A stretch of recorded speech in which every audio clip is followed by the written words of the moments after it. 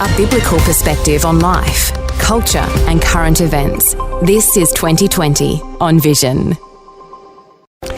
Well, Christian commentator Bill Muehlenberg from Culture Watch is back with us.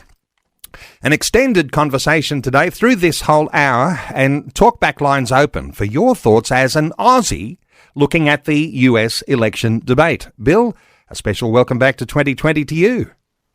Thanks again, Neil. Bill, let me just start with this. Are you wearing the latest fashion trend that's come out of the United States? The thought of actually wearing a white Band-Aid on your right ear. Are you wearing one in solidarity with Donald Trump?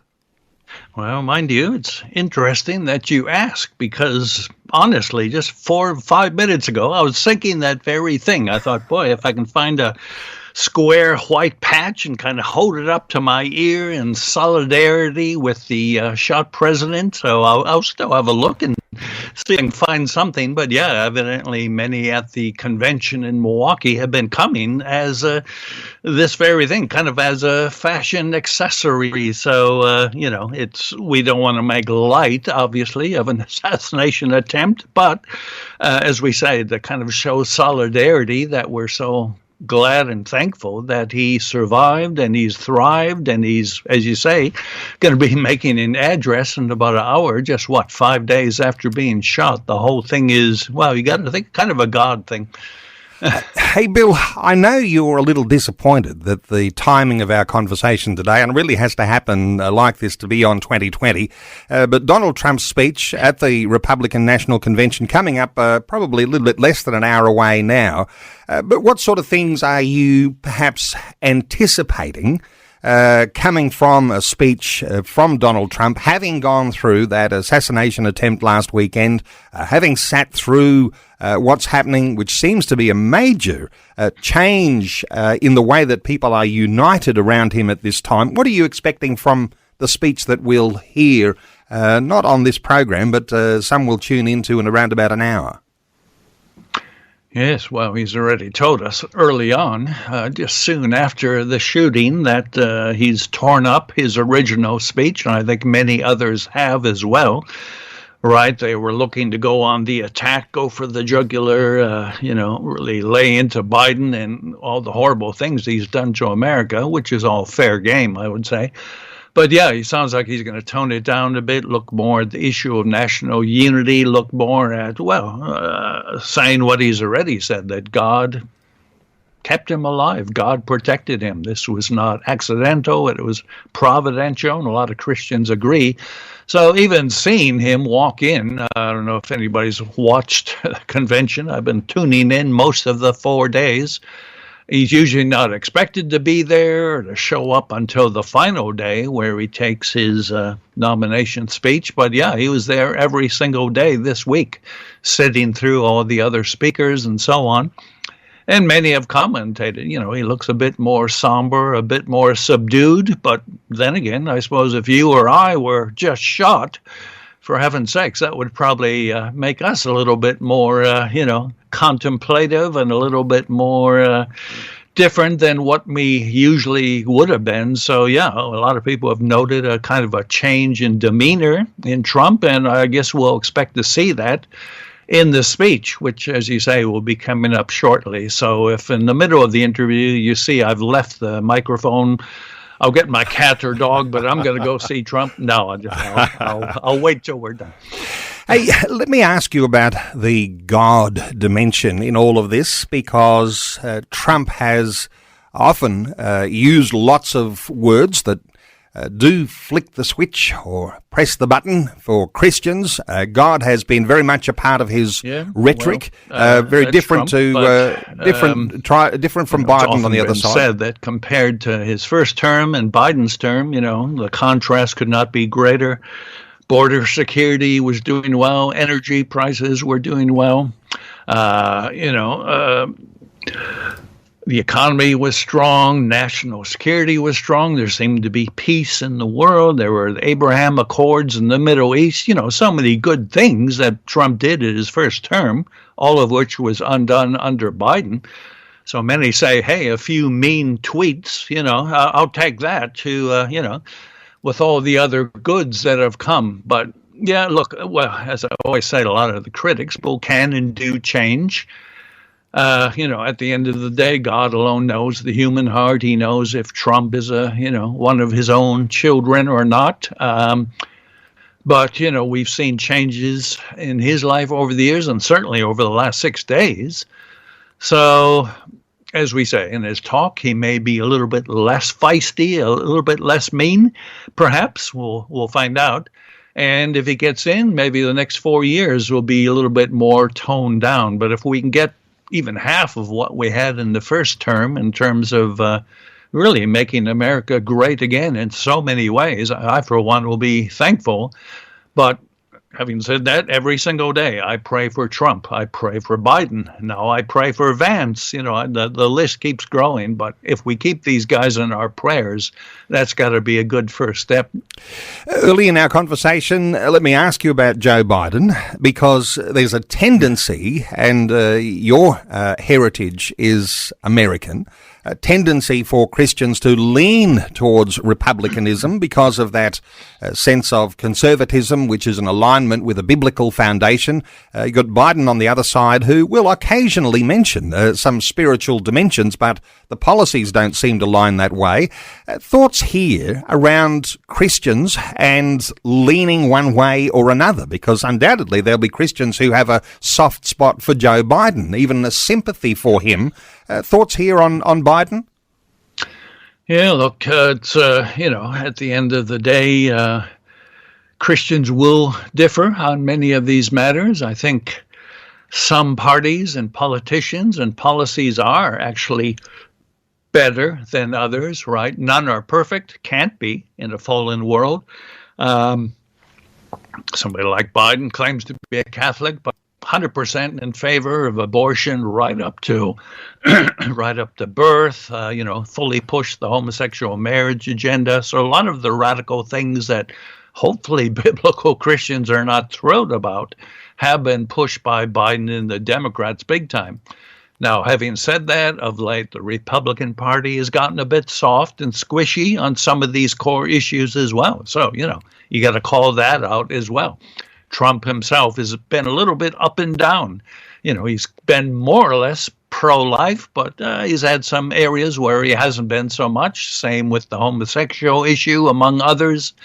So no perfect candidate, but that's part of how you would judge a candidate. Look at some of their key policy stances on some of the important moral and cultural issues of the day. As I said in my recent piece, all week I've been writing about Trump and America and the election. But I said, look, Trump, if he gets in, is not the Messiah. He will not bring the kingdom of heaven to earth. Here in Australia, if you think Dutton is better than Elbow, which I happen to, if he got in, he won't bring the kingdom to earth, right? There is no human politician who's going to save us. Only Jesus can save us. But having said that, again, some politicians and parties are a bit closer to some of the biblical values we should hold near and dear than others. So it's still important to weigh up, pray about, and vote carefully in elections like this. Let's stay with Joe Biden for a few moments here. He's isolating now with COVID, and some are saying it sounds a little like a convenient way to bunker down and avoid some public appearances. But COVID may be the way that he bows out and saves face because of the concept of long COVID. And I'm wondering, is it better for history to remember that you bowed out because of illness, or because you bowed out because you had a cognitive challenge? Any thoughts here around what's happening right now? Yeah, well, a lot of interesting things, right? This is really now his third thing that he admitted to. First, he said, if the Almighty tells me to leave, I will. I don't know how good he can hear the Almighty. Hopefully he's, Secondly, he said, if the polls are really bad, well, then I might bow out. And then just the other day, he said, if a doctor told me I got some medical issues, then I might bow out. And of course, just hours after he said that, right, as you say, the COVID thing came up. And by the way, I recall year or two ago when Biden said if you get the vaccines, you won't get COVID. And anyway, it's another matter. But yeah, it's could be a good excuse. It's certainly something the Democrats would enjoy, because if they pushed him out, and many are calling for him to leave, that doesn't look good, and that just causes more disunity in the Democrat Party. But yeah, if it can be seen that, he's kind of ill along with, as you say, he's clearly not got all of his mental faculties there. The debate of a few weeks ago showed the whole world that that was the case. So yeah, if they can get him to voluntarily step down, that'll solve that problem. But of course, it just raises a whole lot more other problems. I mean, less liked even than Joe Biden is Kamala Harris, right? The kind of person who laughs a lot, cackles a lot. Imagine her running the free world. And then, well, if it's not her, who do you put in? So the Democrats are in a world of strife, while the Republicans, as you say, fully united around Trump. There's joy, optimism, hope, and so much at the conventions. People praying, people citing the Bible. There was just a black preacher on, I noticed moments ago at the convention. On the other hand, the Democrats are totally divided. They're in, all sorts of pain. So it's all very interesting. So again, if nothing else, we gotta keep praying for this election, because as you say, what happens in America will impact Australia, whether we like it or not. Hey, Bill, we got through that first segment, not much reference at all to the assassination attempt last weekend. That was obviously huge, and lots been said about that. But a lot is being said now as the Secret Service is being brought into focus for some lapses. What have you been observing about the way that the commentary has gone around the Secret Service? Yeah, well, huge questions all over the place. I mean, even some Democrats and liberal newspapers are asking questions. I mean, how did a guy get on a roof 130 yards away from the president, clear line of sight? Nobody saw him. Well, Secret Service didn't see him. Ordinary Joes walking around at the rally, they saw him, and they was saying, hey, there's a guy on the roof. He's got a rifle. Hey. It's like Blind Freddy, it seems, saw the gunman. Everybody saw him except those who should be protecting the president. So that's a major issue. And then, of course, a lot of the things that the director of the Secret Service has been doing. Kimberly Cheeto, by the way, Biden didn't know if the person was a man or a woman. She is a woman, the director, and her big push has been DEI, right? Diversity, equity, inclusion. So she says, I want 30% women in the agency. Wouldn't it be a good idea here in this vitally important arena to have 100% of the best, of the most capable, of the most qualified, whether male or female, right? I mean, simply... Well, the first thing you do if your leader is being shot, you jump on him literally, and you are willing to give your life for the president. But if you look at the pictures, right, 200 plus pound, 6'3" president, and you had these like 5'4", 5'5" female agents, they weren't covering Trump at all. So, even if they wanted to take a bullet for the president, they probably would have failed. So there's a place for DEI and quotas, but I would think in protecting the world's most important leaders, you don't want quotas. You want the qualified. So that's another big area. Well, in fact, next week she'll have a congressional investigation into this and all the other stuff that we have so many questions about. In fact, one quick other thing I heard her say at the time she was asked, why were there not agents on that rooftop where the gunman was? And by now what she said, there's a slope to the roof, so we didn't cause harm to our agents. That is one of the most incredible things you'll ever hear from anybody. There was a greater slope where the actual agents were. Look at pictures of, say, the White House, where there's agents standing on the roof. More slope there again. So there's been a million memes making the rounds of, this is about the worst excuse you're going to hear. So she'll get, rightly so, a very strong grilling Monday and Tuesday at least, if not further, as to how all this could have even happened in America with the greatest security force perhaps in the world. Let's stay with that DEI idea. And, a lot of listeners will be familiar with the diversity, equity and inclusion. And that comes from some of these big ethical and even theological debates that we're often talking about of sex and gender. That's really a part of it, diversity, equity and inclusion.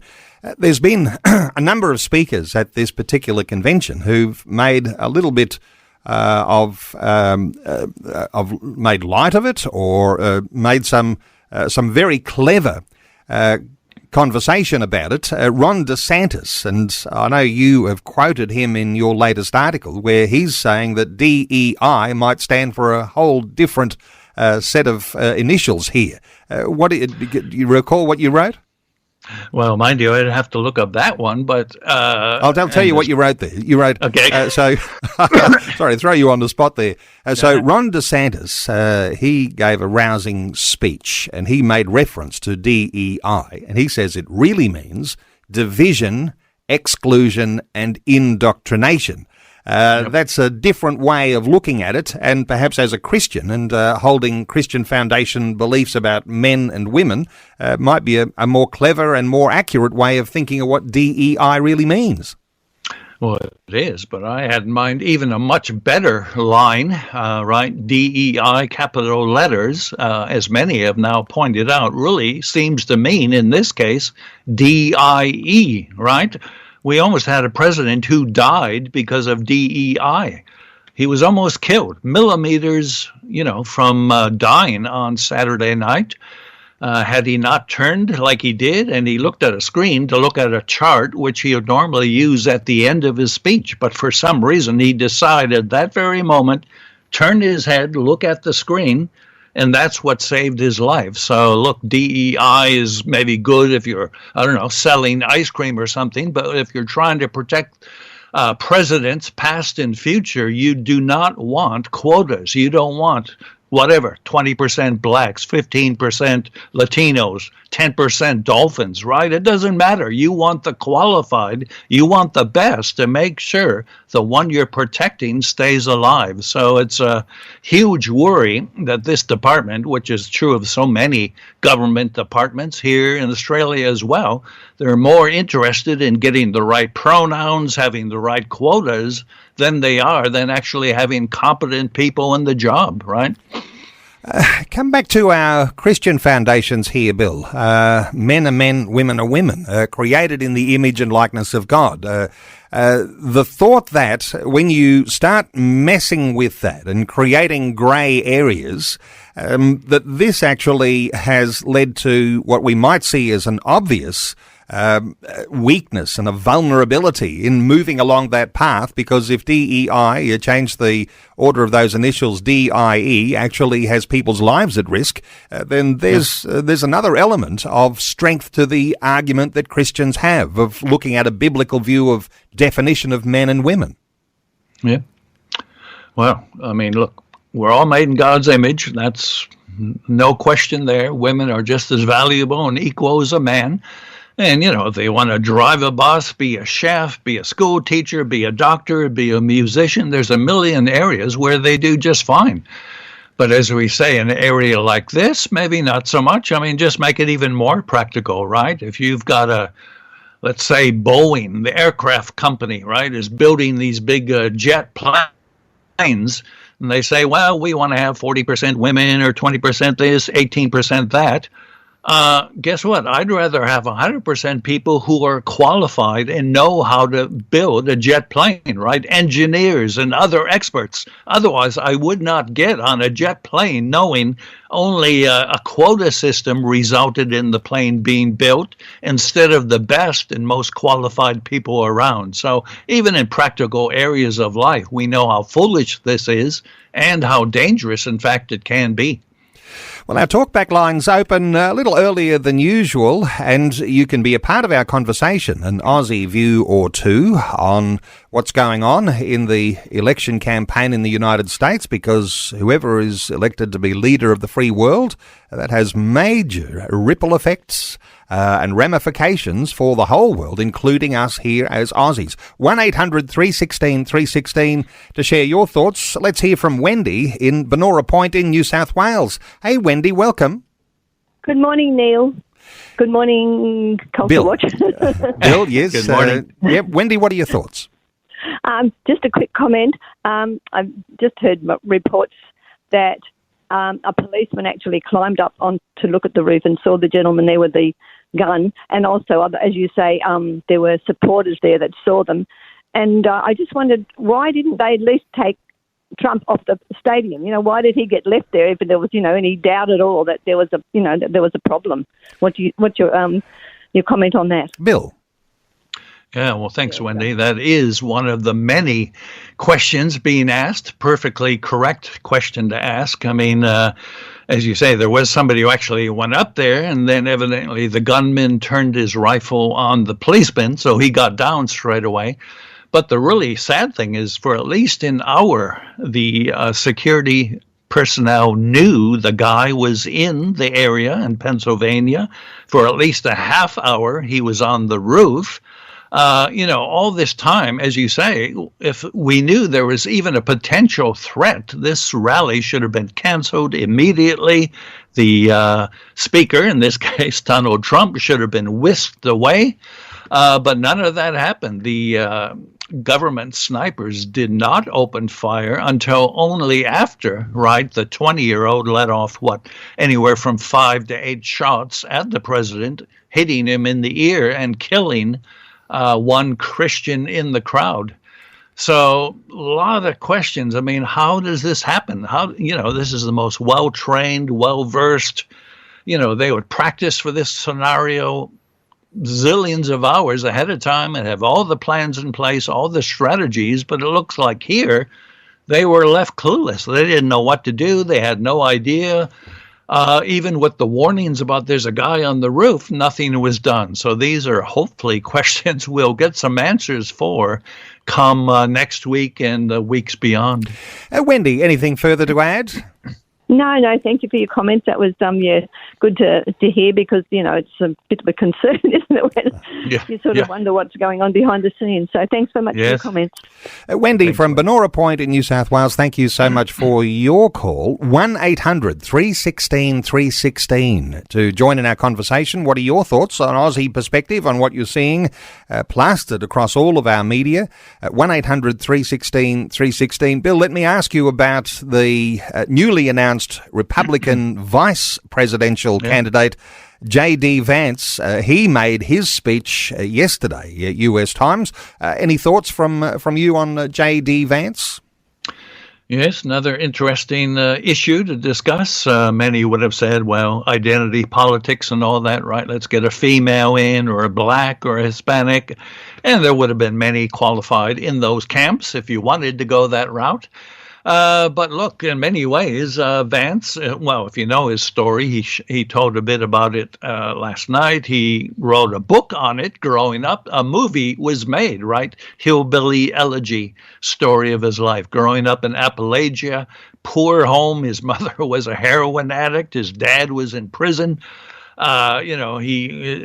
Domestic violence. His mother even tried to kill him at times. I mean, talk about a rough, not your everyday upbringing, certainly unlike Trump and the wealth and the New York apartments. So a really amazing story of redemption, it's the rags to riches story that Americans often tell.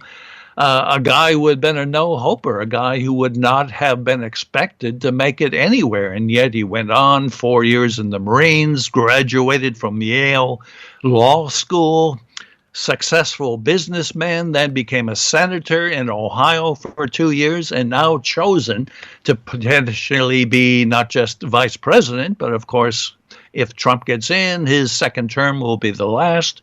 Vance, could be the president. So talk about a rags to riches story. somebody who knows about the working class, the blue-collar class, and of interest, both here and in America. The conservative parties are more and more becoming the party of the blue-collar workers, whereas the leftist parties are more and more, right, parties of the elites, the Chardonnay-sipping inner-city people who seem to be totally out of touch with ordinary people. Well, that's what we see with the Democrats in America, often with Labor here in Australia. So, yeah, it's interesting. Picking a guy who certainly has a real heart for the working man and knows all about a rough, hard life. It was probably a pretty good choice. You know, you were talking J.D. Vance, and he's only 39 years old, and criticisms around the fact that he's so young, but then others saying he's even seemingly overqualified to be vice president candidate. The comparison, of course, Kamala Harris, who, as I understand it, she's around 60 years of age. But let me just throw in a little bit of take us a little bit deeper here. We keep talking about the age of Joe Biden, but ought not be ignorant of the fact that Trump's only a couple of years his junior. Is this a time when you think the whole world perhaps should be or would be focusing on Kamala Harris or J.D. Vance because they are the likely successors? Because when you get to Trump's age, or even the possibility of another assassination attempt, you just never know who'll be running the country or being the leader of the free world, affecting us even here in Australia. Any thoughts here around age? Yeah, well, absolutely. I mean, as far as too young, right? Obama was quite young when he started his political career. So, 35 is the required age in America if you want to run for president. So, and Vance has probably had more experience than most of these career politicians put together, right? He's been through more things and has picked up more wisdom and common sense than probably most people. Kamala is 59, so a 20-year gap there. Obviously, there's the question if the Dems want to get rid of Biden. They won't be happy to have Kamala to take his place. She's even more of an embarrassment. Laughs her way through interviews. Imagine having her running the country, or even imagine Yale law grad J.D. Vance debating Kamala in a debate in a month or two, if it does go that way. So, yeah, it's the millennials are the ones, obviously, we want to target, of which Vance would relate to. In fact, a lot of the speakers at the Republican National Convention were appealing to young people. In fact, there were a lot of young speakers the last 4 days, including 17-year-old granddaughter of Trump, who gave an amazing talk. I have quite a few quotes from a lot of the main speakers, right? We had Ben Carson, the Christian. I mentioned a black preacher today. A lot of Christians, a lot of people quoting the Bible, offering prayers. I don't think we'll see much of that with the Democrats, but hey, 39 is a good age. And as we say, he could have a long career ahead of him. Bill, let's talk about policy, because while we can talk a lot about personalities and the charisma of the leaders, and a lot of people are just driven by personality and charisma, but getting a shade under that, taking that into a little bit of depth and what that really means, policy. What have you been reflecting on so far as policy being delivered, and particularly given that we've been accessing the Republican National Convention debates? What are your thoughts around policy? Well, there's plenty of issues, many of which are important, should be important to Christians. Simply having job security, national security, right? Any sensible person knows that at night when they go to bed, they close the door, they lock the door, they probably close the windows, knowing that in a fallen world, crime and criminals exist and people can break in and do, well, here in Melbourne, we're having a massive problem with youth crime, to be honest. I'm sometimes worried myself. You hear some horrible stories so often. Youth gangs, youth crime just running off the charts. The other day, a woman woke up to find 5 armed men with machetes and knives in her home. I mean, this is happening every day. So it's the same on a national level, knowing your country is safe and secure. So simply that issue, especially the southern border, Trump had some of the lowest numbers of illegals coming in for 40 years. When he was president, as we said, millions and millions of illegals coming in. Now, look, a wall is there not to keep people out, but it is to say there is a door. You're welcome to come in, but you have to go through the door, right? There's legal entry to a nation and there's illegal. So as you said, there's drug cartels, there's human traffickers, there's criminals. And by the way, a lot of the greatest speeches of this weekend's convention were what they call everyday Americans, right? A mother who lost a son to a drug overdose because drugs are pouring across the southern border. A family that's grieving the loss of a child who was killed by an illegal immigrant. So many horror stories, and it's happening all the time in America. That alone, I would think, would be a key policy difference between the Democrats, who are allowing them to waltz right in. They're not being followed up on. They're being allowed to vote for lifelong Democrat voters, right? There's no voter ID compulsion by Biden.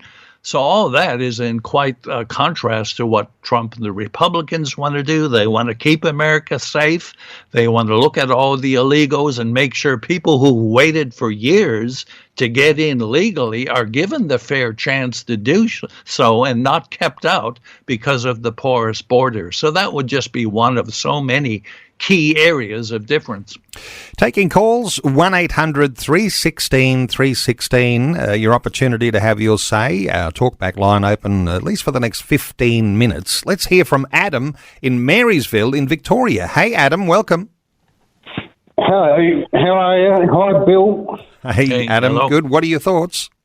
My thoughts is, you mentioned that what happens in America will eventually happen here. I can see a trait that our law enforcement, whether it be the Secret Service or the police or whoever was there on that day, FBI maybe they were there, and the lack of effort to arrest or apprehend the shooter before anything happened. And we see it in our own society here in Australia as well, the lack of attempts to arrest people. Because is it because that the law enforcement officers are actually afraid of being slapped with a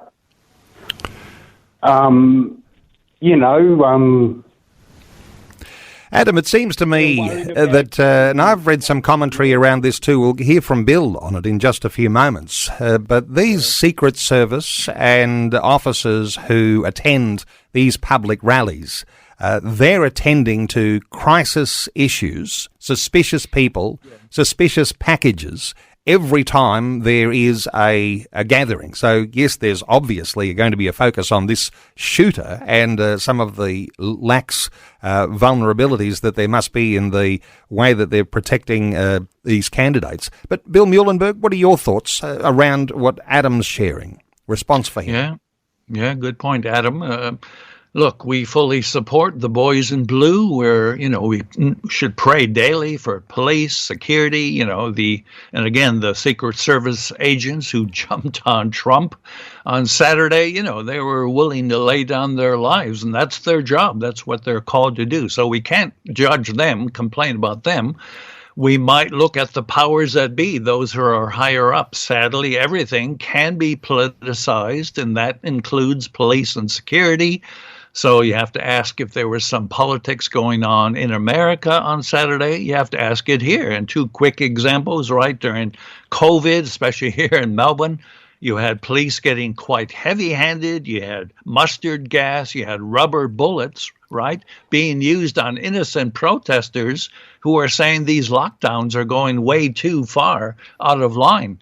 And yet, more recently, when we had pro-Palestinian protests and even attacks on Jewish people, sadly, sometimes the police just kind of stood by and did nothing. Now, again, is that the fault of the police, or is that more orders from higher up telling the police what they can and cannot do? So again, we support the police. They're doing a great job. They lay their lives on the line every day. But policing, like everything else, can be politicized. So as you say, Adam, if it's happening in America, yeah, it's happening here in Australia as well. Anything further to add, Adam? Police brutality, that's what I was thinking of. Are they law enforcement worried about getting slapped with a police brutality lawsuit? Yeah. Is that what it's coming down to? I don't know. That's what it's thinking of. Yeah, it could be part of it, no question. Adam, thanks so much for your call. Our talkback line open 1-800-316-316. Bill, let's come back to foundations for our Christian faith. In the US, there's a little contrast to the faith that people are quite happy to be public about, and where we're at in Australia. People tend to hide their faith significantly here in Australia. In the US, people who are Christians recognise speaking up has real value, because speaking up has its own contagiousness too, and gives people a certain sense of buoyancy and an ability to be able to stand for truth. Let me ask you about religious loyalties higher in the US. And I guess one way of talking about that would be the number of times that speakers at this Republican National Convention use Bible passages and references to God. Any thoughts around that? Yeah, well, there's plenty, as I mentioned, both Bible verses being quoted all the time, or really sincere, heartfelt prayers being offered up in the middle of the convention. So there's no question that religion is still vitally important to Americans. Mind you, up until recently, there was no candidate for office, certainly the higher up offices, where a person did not have to say, you know, I'm a Christian of one kind or another, or I go to church. You just knew you wouldn't get very far. Today, things are a bit more secular, so, you know, we don't have that as much, but still, you see it fully on display in this past week in Milwaukee. Now, however, you can go in another direction here, right? Often the libs here, like Republicans there, want to talk about being a broad church. We're open to everybody. So you had a bit of a mix, right? People saying everybody's welcome here, gays and straights. That was one thing. And then you had, well, look, J.D. Vance's wife, Indian parents, she's a Hindu, right? She's not a Christian. She's a Hindu. We had a prayer from a Sikh leader, I think, on Monday or Tuesday. So you're getting, you know, not just Christianity, at least at the RNC, you're getting many others. And in a sense, in a pluralistic democratic society, you expect that. But then you can, you know, look much more at, you know, was America founded by Hindu principles or Buddhist principles? Well, no, it's clearly founded on Christian principles. But yeah, as we progress, become more secular, well, we have to maybe think further about how all that works in the public arena. Taking calls, 1-800-316-316. Let's hear from Chris in Melbourne. Hey, Chris, welcome. Hi, Neil and Bill. Yeah, I don't know if you're going to like me after what I say. I'm just going to play devil's advocate and say, what if Donald Trump is actually the Antichrist? What if all this was a setup? You know, like it says in the Bible, like he recovers from a head wound and that. And, you know, like what was the shooter? Was he an experiment of the mind control thing? The damage, you know, a few people were killed. There's collateral damage. What is the end game of all this sort of thing? The elites, it's to set up the Antichrist in the temple in Jerusalem. And for that, it has to be rebuilt. And Donald Trump is a great friend of Israel. J.D. Vance now is a great friend of Israel. It looks like these men could, you know, in the future have definitely things to do with the rebuilding of the temple. And J.D. Vance is a Catholic, the Jesuit influence. So I just want to leave those things up in the air and ask people to question these sort of things. Okay, Bill, any thoughts here? Because those are some interesting points and some that Christians might dwell on more than others.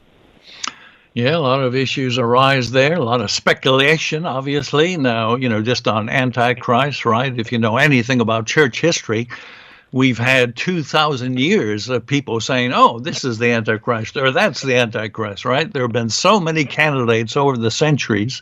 So that should at least give us pause for concern, right? We've had obviously hundreds of candidates. They've all clearly been proven wrong. And by the way, we read about Antichrists, plural, in the Bible. I'll throw that in. But, whether it was Hitler, Mussolini, you name it, so many contemporary figures, but obviously they all didn't make, well, some of them, most of them are dead, so I guess they weren't the ones. So that needs a bit of care as far as saying, oh, this guy for sure is the Antichrist. Secondly, well, God's got his program. He's working out his purposes. And again, there is differences for Christians. Is Christ coming back any second now, or could it be still decades or centuries to go? My line always has been, Jesus said, occupy till I come. If he comes tomorrow, great. If he doesn't come for 100 years, that's okay too. We've got a job to do. So come quickly, Lord Jesus, was a prayer found in the early church. Guess what? It's been 2,000 years. So, maybe quickly is a different sense to God than some of us. While we've got Chris on, it's interesting, isn't it, to draw attention to that passage in Revelation chapter 13. And when you mentioned, the biblical impression of Antichrist getting a wound to the head, well, Revelation 13 verse 3 says, one of the heads of the beast seemed to have had a fatal wound, but the fatal wound had been healed. The whole world was filled with wonder and followed the beast. Now, you did throw in a bit of a spanner in there and, Chris, an interesting dimension to bring out. But, Bill, there are going to be as many conspiracy theories, even within the Christian community, and reading into Scripture something that the Scripture may not be saying, but then the Scripture may be saying that. And so where do you sit on that as we look at those sorts of things that are, you might even say, a biblical prophecy, and people are looking for those things and looking to put tags on leaders of today? Any thoughts here around that? Yeah, well, again, I'm with you. Saturday, as soon as I heard the news of Trump, I thought immediately of the same passage in Revelation. But as you rightly point out, it wasn't just a graze on the ear. It was a fatal wound. He died and then seems to have come back to life. So whatever that means and whoever that applies to, it doesn't seem exactly like what we have with Trump. And also we have to be aware Revelation is an apocalyptic book full of symbolism, metaphorical language, colorful imagery. So as always, great care is needed to try to say, oh, this is that. This passage refers to that event today. Well, it might. But again, 2,000 years, people have been trying to figure out what Revelation is saying and how it might apply to their time and culture. So again, whether it was a Kissinger or a Hitler or a Mussolini, everybody's been named as an Antichrist. And it seems so far they've all been wrong. So a little bit of care is needed today.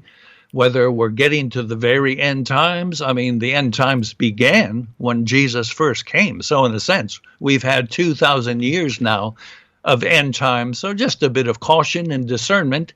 But yeah, it's worth thinking and praying about these very things. Chris in Melbourne, thank you so much for a good contribution there. And no, it's not beyond us to talk about all of those sorts of things. Hey, just a couple of minutes remaining for our conversation. And I wanted to talk about prayer, but let's combine this because there's those who say what has been happening in US politics is a threat to democracy, Bill. In fact, both sides accusing each other that they are the threats to democracy. I wonder if you've got any thoughts here around Christians and how we think about the things that we're consuming in media and how we might pray. Not a lot of time to respond there, but what are your thoughts?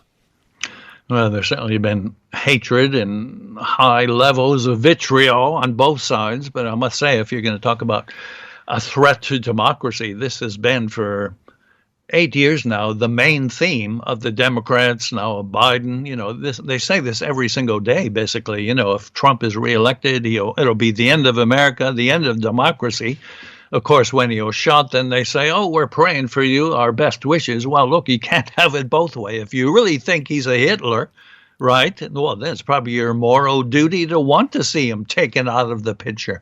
You can't pray for a guy if you're saying he's the worst thing and maybe an antichrist. So that's part of it. Republicans can do this as well. So no side is perfect, but one side seems to really been ramping this up. So obviously prayer has got to be the key. As I say, I've been praying for ages now, every day for Trump, every day for Biden. And on about a week ago, I've now added J.D. Vance to my daily prayer list. So that's the very least we can do, is start praying for some of these guys, right? In Australia, pray for Dutton and Albanese. There's a challenge, prayer for our leaders, whether we like them or not. Well, we have to wrap up our conversation. Bill Muehlenberg, always good getting your insights. Let me point listeners to some of the articles that you've been writing, insightful articles. If you want to check out what Bill's been writing, you can go to billmuehlenberg.com, or you can simply Google Culture Watch and you'll be able to read some of the things he's been saying as insights into the US election campaign and more specifically around this convention that's on this week. Bill Muehlenberg, thank you so much for sharing these thoughts with listeners today on 2020. Thanks, Neil.